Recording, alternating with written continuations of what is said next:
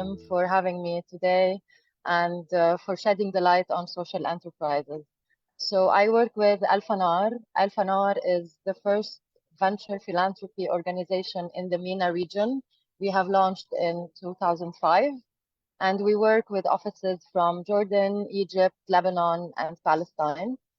We are currently also working on launching the first impact investment fund for the MENA region, hopefully to start deploying early next year. So I will start by talking a little bit about Fanar and how we support social enterprises, what is our approach, what is our model. And then at the end, I am happy to take any questions and go more into further discussions. So today, the MENA region is one of the only regions in the world where poverty rates are constantly increasing since 2015. And most efforts to address these high poverty levels and the socioeconomic inequities have traditionally relied on international aid and NGOs. This has unfortunately fueled cycles of dependency, lack of ownership, and at the end of the day is a very costly short-term solution.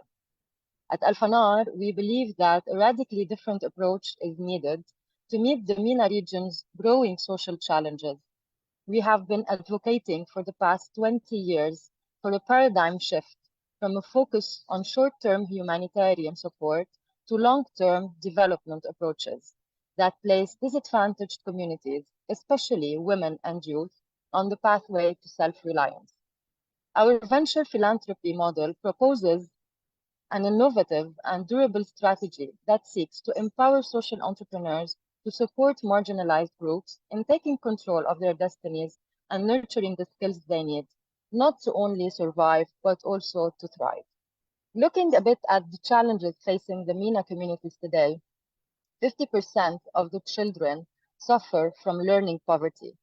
Youth unemployment has been at the highest in the world for the past 25 years, reaching 30% in Lebanon. With only 27% of women on average working, MENA has the world's lowest rate of women participating in the labor force. Also, we have the highest level of refugees, reaching 89% in Lebanon in 2021. We also are in the region that uses more water than is done outside. So looking at the core problems that we at Fanar are trying to solve, we want to improve education and create dignified employment across the Arab world to reverse poverty. We also need to shift away from donor dependency and support the growth of sustainable solutions, and we need to scale up promising social enterprises. These promising social enterprises are very special and very dear to our hearts because they are the groups and the communities that are allowing our societies to keep driving forward. They are supported by backable leaders. They have ambition and ambition and bravery, allow me to say, which is critical to the success of our approach. These local entrepreneurs understand the opportunities and challenges of their operating environment. They do not easily scare in time of crisis, and they ensure that the long-term leadership is real, is sustainable, and they see how change is possible. However, often they are resource limited and need technical assistance to sustain and scale their enterprises. This is where we step in. How do we do that? Our process is providing them first and foremost with financial, because whatever we do, they still need some money and financial support to grow. We provide them with mentorship, be it one-on-one or in training, in group training, and we provide them with applications and platforms to measure and manage their impact. More business planning support through helping them in fine-tuning their business plan and launching it. We give them access to networks, and we also give them the opportunity to be part of study missions, traveling across markets that are important for them and exploring how they can expand their businesses. So today, our impact is mostly focused on the revenue that is made by the entrepreneurs throughout our support to them. So we have currently trained more than 175 social enterprises. We have funded 48 social enterprises, and we have directly improved the lives of 180,000 individuals. On an average, the recovering cost is of 65%, which in the venture world is considered high. To date, our impact has affected the lives of more than 50% in vulnerable communities. And those 50% are generating 36% more revenues to sustain that impact, thanks to our venture philanthropy support.